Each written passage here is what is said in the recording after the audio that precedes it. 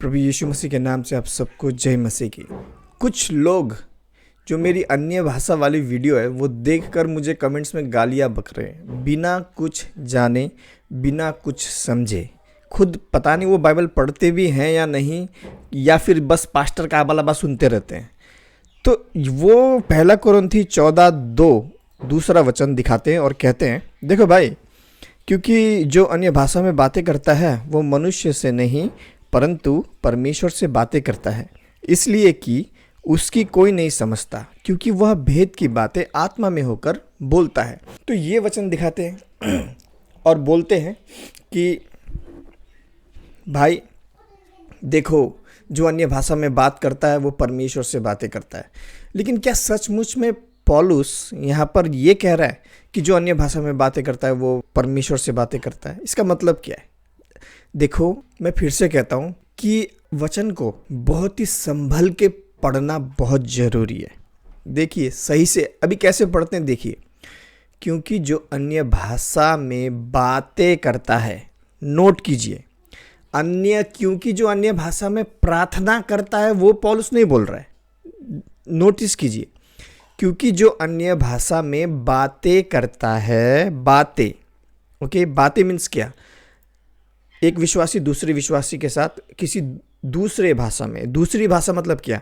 ये आबालाबा साबालाबा नहीं, दूसरी भाषा मतलब हिब्रू और ग्रीक भाषा छोड़ के किसी दूसरी भाषा में, मान लो मिस्र की भाषा में बातें करता है। अभी देखिए, कोरिन्थियों की चर्च में अगर वहाँ पर खड़े होके पास्टर और वो प्रचार करना चालू कर दे चाइनीज़ भाषा में, तो क्या चेले समझ पाएंगे? चेले नहीं समझ पाएंगे, लेकिन कौन समझ पाएगा चाइनीज़ भाषा? परमेश्वर समझ पाएगा ना।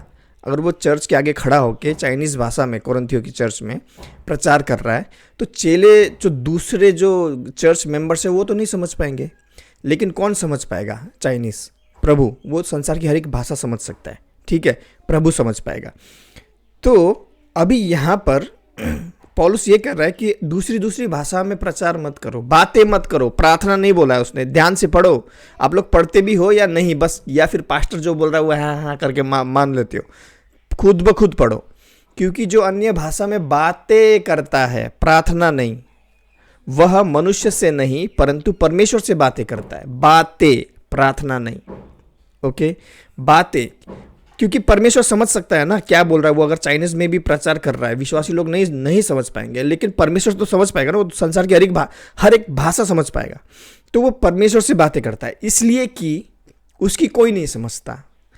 इसलिए कि उसकी कोई नहीं समझता, दूसरे विश्वासी लोग नहीं समझते अगर वो चाइनीज में प्रचार कर रहा है, क्योंकि वह भेद की बातें आत्मा में होकर बोलता है। सही बात है, बाइबल एक भेद है, और वो बाइबल का प्रचार अगर कर रहा है तो वो आत्मा में तो है, उसके खुद के लिए लाभदायक है वो, कि वो आत्मा में होकर वो चाइनीज में प्रचार कर रहा है कि प्रभु यीशु मसीह हमारे पापों के लिए आए।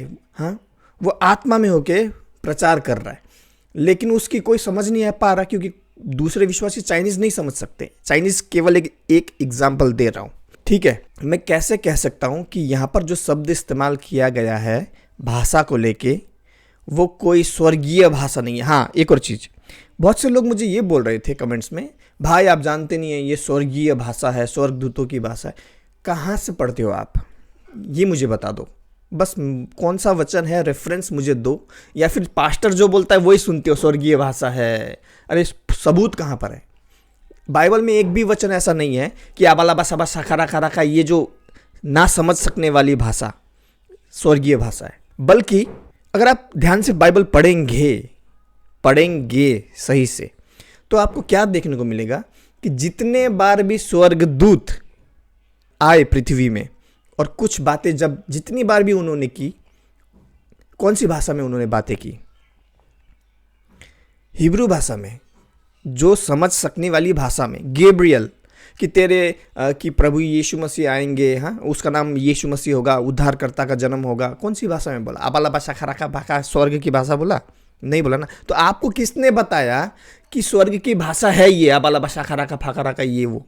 किसने बताया? सबूत कहाँ पर है? बाइबल से दिखाओ। पास्टर ने ये बोला तो हाँ हम भी ये मानेंगे? नहीं, पास्टर जो भी बोले कितना बड़ा भी पास्टर हो, वैसे कोई बड़ा छोटा होता नहीं है, प्रभु की नज़र में सब समान है, लेकिन फिर भी लोगों की नज़र में कितना बड़ा भी पास्टर हो, उसने जो कुछ भी बोल दिया तो ये भाई इसका बोला तो भाई पत्थर की लकीर, भाई एकदम सच है। ऐसा नहीं होता है, ऐसा नहीं होता है। जितना बड़ा भी पास्टर हो, आपको चेक करना है वचन से, जो ये पास्टर बोल रहा है सही बोल रहा है ना गलत बोल रहा है। किसने बताया आपको स्वर्गदूतों की भाषा है ये? और एक और चीज़, और बहुत लोग मुझे बोल रहे थे कि भाई तुम अन्य भाषा के बारे में ऐसा बोल रहे हो, अबला भाषा के बारे में, तो इसका मतलब आप तुम ना पवित्र आत्मा का निरादर कर रहे हो। एक भी वचन बाइबल से दिखाओ मुझे जहाँ लिखा हो कि अन्य भाषा के बारे में विरोध में बोलना पवित्र आत्मा का विरोध करना है। किसने बताया आपको? कहाँ से पढ़ते हो? या फिर पास्टर का खाली सुनते हो और यहाँ पर आके बकवास करते हो? किसने बोला आपको?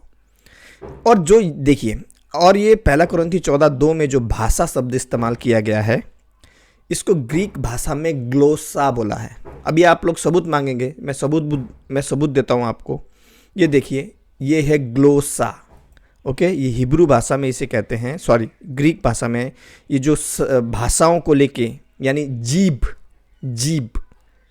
टंग्स, या टंग्स भी नहीं बोला गया, टंग बोला गया है, यानी जीभ को लेके जो शब्द इस्तेमाल किया गया है, इसका नाम है ग्लोसा, जिसका अर्थ होता है भाषा, समझ सकने वाली भाषा। ठीक है, मैं कैसे बोल सकता हूँ ये? क्योंकि अगर हम दूसरे कॉन्टेक्स्ट में, दूसरे संदर्भ में और भी वचन देखेंगे जहाँ पर ये टंग इस्तेमाल किया गया है, जैसे कि अगर हम जेम्स 1:26 में, याकूब 1:26 में अगर देखें, रुको मैं दिखाता हूँ आपको। याकूब 1:26 देखिए, पढ़ता हूँ। यदि कोई अपने आप को भक्त समझे और अपने जीभ पर लगाम ना दे, यानी गाली वाली बके, पर अपने हृदय को धोखा दे, तो उसकी भक्ति व्यर्थ है। यानी अपनी जीभ से गाली वाली निकाले वो, तो जीभ।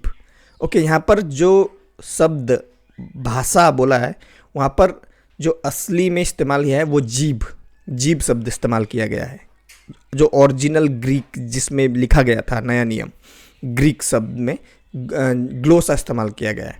और अगर मैं आपको सबूत दिखाऊं तो देखिए, James 1:26, okay, if any man among you seem to be religious and bridleth not his tongue।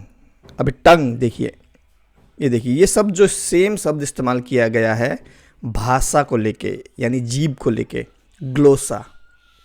Okay, तो जो ये ग्लोसा है, ग्लोसा का अर्थ यही होता है, ये अन्य भाषा का मतलब यही होता है आम बोलचाल की भाषा। ठीक है, क्योंकि यहाँ पर साफ साफ हम देख सकते हैं, और भी बहुत सारे बाइबल के रेफरेंसेस हैं। अगर मैं आपको दिखाऊं, अगर आप और देखेंगे तो जेम्स 3:5-6, याकूब 1:5-6, वहाँ पर भी ग्लोसा शब्द इस्तेमाल किया गया है। अगर प्रकाशित वाक्य 5:9 अगर हम देखें, अगर मैं आपको दिखाऊं प्रकाशित वाक्य 5:9, तो प्रकाशित वाक्य 5:9 अगर आप देखेंगे, और वे यह नया गीत गाने लगे कि तू इस पुस्तक के लेने और उसकी मोहरें खोलने के योग्य है, क्योंकि तूने वध होकर अपने लहू से हर एक कुल और भाषा, हर एक कुल और हर एक भाषा, हर एक कुल और हर एक भाषा और लोग और जाति में से परमेश्वर के लिए, हर एक जाति में से भी, सुनिए, परमेश्वर के लिए लोगों को मोल लिया है।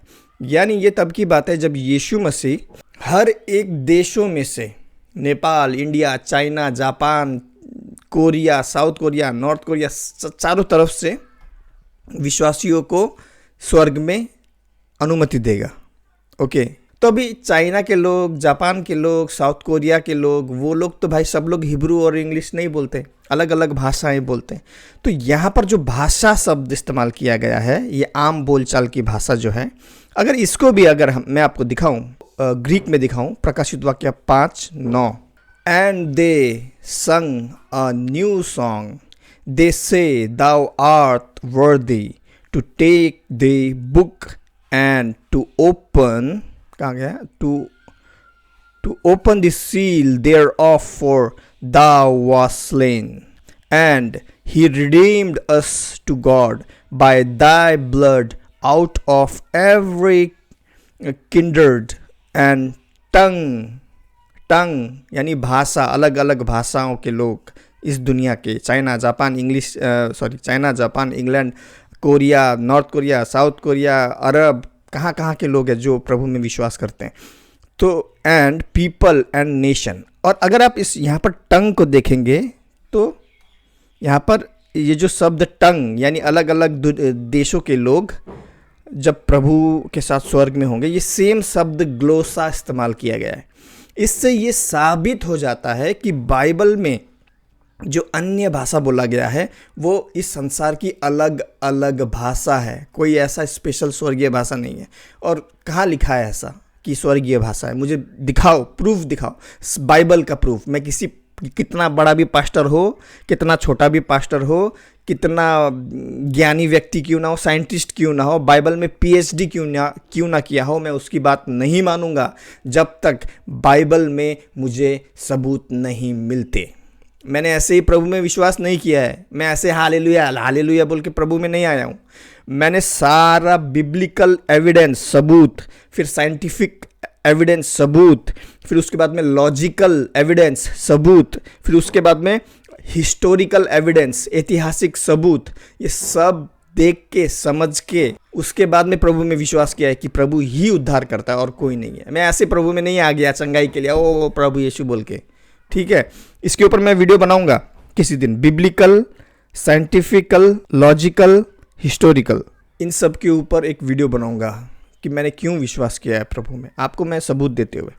तो हम देख सकते हैं यहाँ पर भी जो शब्द इस्तेमाल किया गया है वो भी इस्तेमाल किया गया है अन्य देशों के लोग जो अन्य भाषा बोलते हैं, सेम ग्लोसा शब्द। तो यही चीज़ हम 14:2 में देखते हैं, ग्लोसा। और यही ग्लोसा है जिस विषय में पौलुस बोल रहा है। और कहीं पर भी पौलुस ने इस वचन में अगर आप ध्यान देंगे तो पौलुस ने नहीं बोला है कि जो अन्य भाषा में प्रार्थना करता है वो प्रभु से प्रार्थना करता है, नहीं। जो अन्य भाषा में बातें करता है, बातें लोगों को चर्च के अंदर बात करके प्रचार करता है, ठीक है। थोड़ा ध्यान से पढ़िए वचन, ऐसे ही किसी पास्टर की बात ना सुनिए। खैर, तो इतना ही कहना चाहता था। इतना ही कहते हुए आज का ये वीडियो इधर रखता हूँ। मिलते हैं अगले वीडियो में। प्रभु यीशु मसीह आप सबको आशीष दे। तब तक के लिए जय मसीह की।